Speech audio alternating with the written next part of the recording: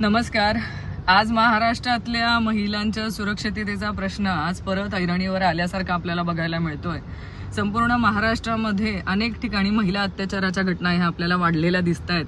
पण आज कोथळी ह्या गावी स्वतः केंद्रीय मंत्री असलेल्या रक्षाताई खडसे यांच्याही मुलीची म्हणजे माझ्याच भाचीची छेडखाणीचा प्रकार हा आपण 2 दिवस आधी आदिशक्ती संत मुक्ताईच्या यात्रेमध्ये झालेला होता। त्यांच्यासोबत जे पोलीस कॉन्स्टेबल होते त्यांनी 2 दिवस आधी पोलीस स्टेशनला जाऊन तक्रार देखील नोंदवली आणि 2 दिवस आधी नोंदवलेल्या ह्या तक्रारीची दखल घेऊन ज्या उन्हाळा टवाळ मुलांबाबतीमधली ही तक्रार होती त्यांच्यावर साधी कारवाई सुद्धा करण्यात आली नाही, त्यांना अटक सुद्धा करण्यात आली नाही।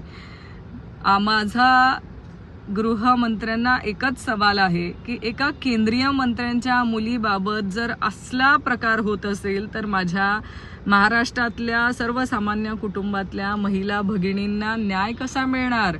केंद्रीय मंत्र्यांना 2 दिवसानंतर स्वतः पोलीस स्टेशनला हजर राहून कारवाईची मागणी करावी लागते। ह्या सगळ्या प्रकारामध्ये आपल्याला एकच बघायला मिळतंय की आज कुठेतरी महिलांना सुरक्षा देण्यासाठी गृह खातं हे अपयशी ठरलेलं आहे। पोलीस यंत्रणा ही कुठल्या दबावामध्ये आहे का पोलीस यंत्रणा गुन्हेगारांना पाठीशी घालण्याचं काम करतंय का 2 दिवसात एका केंद्रीय मंत्र्यांच्या मुलीच्या छेडखाणी प्रकरणामध्ये कारवाई झाली नाही।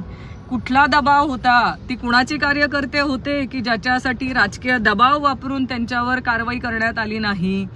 आज आम्ही संपूर्ण मुक्ताईनगर मतदारसंघामध्ये कुठल्या गुंडागर्दीमध्ये वाढतोय, आम्हाला आज कुठल्या महिलांना आज कशा प्रकारची वागणूक दिली जात असेल याचा आपण ह्या घटनेतून अंदाज काढू शकतात।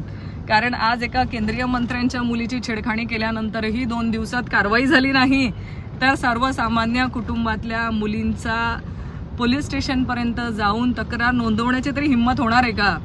ज्या गुंड्यांना आणि गुन्हेगारांना पाठीशी घालण्याचं काम पोलीस यंत्रणा करते त्यांनी ह्याचं उत्तर देणं गरजेचं आहे आणि ज्यांनी त्यांना पाठीशी घालण्याचं काम केलंय त्यांच्यावर कारवाई करण्यात यावी अशी आमची मागणी आहे। कारण कुठला तरी राजकीय दबाव असल्याशिवाय 2-2 दिवस तक्रार नोंद असून देखील त्यांना जे संरक्षण दिलं जातंय हे का दिलं जातंय ह्याचं देखील उत्तर पोलीस यंत्रणेने आणि गृह खात्याने जरूर द्यावं।